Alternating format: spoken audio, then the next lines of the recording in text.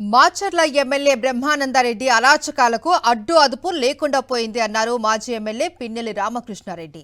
ఇప్పటికే ఆయన నిజ స్వరూపం ఆ పార్టీ క్యాడర్కు అర్థమైందని చెప్పారు.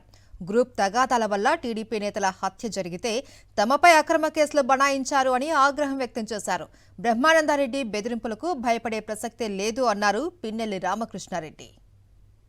ఈరోజు ఎంత దౌర్భాగ్యమైన పరిస్థితి అంటే మాచర్ల నియోజకవర్గంలో ఒక టిప్పరు ఇంటి అవసరాల కోసం దేనికైనా ఒక టిప్పర్ మట్టి దోలుకోవాలనంటే నీ బినామీలు మీరు దోలాల్సింది, ఎవరైనా దోలితే పోలీసు చేత బెదిరించే పరిస్థితి కనిపిస్తాం.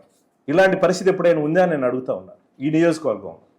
ఇంకేదైనా ఉంటేనేమో దౌర్జన్యం, అది ఇష్టం వచ్చినట్టుగా ఏదో నువ్వు 4 కారు కూతలు కూసేసి నువ్వు సునకానందం ముందు పొందే కార్యక్రమం చేస్తావు. నువ్వు కానీ నీ యొక్క చెంచాలు కానీ అందరికీ కూడా చెప్తాం. ప్రత్యక్ష రాజకీయాల్లో 2006 నుంచి కూడా నేను జెడ్పీటీసీ కూడా ప్రత్యక్ష రాజకీయాల్లో ఉన్నాను. ఎవరు ఎలాంటి వాళ్ళు ఎలాంటి స్వభావం నాకు బాగా తెలుసు. ఎవరికి ఎట్లా సమాధానం చెప్పాలో టైం వచ్చినప్పుడు ఖచ్చితంగా కూడా నేను ఎవరిని కూడా వదిలిపెట్టే ప్రశ్నే లేదు. అందరికి కూడా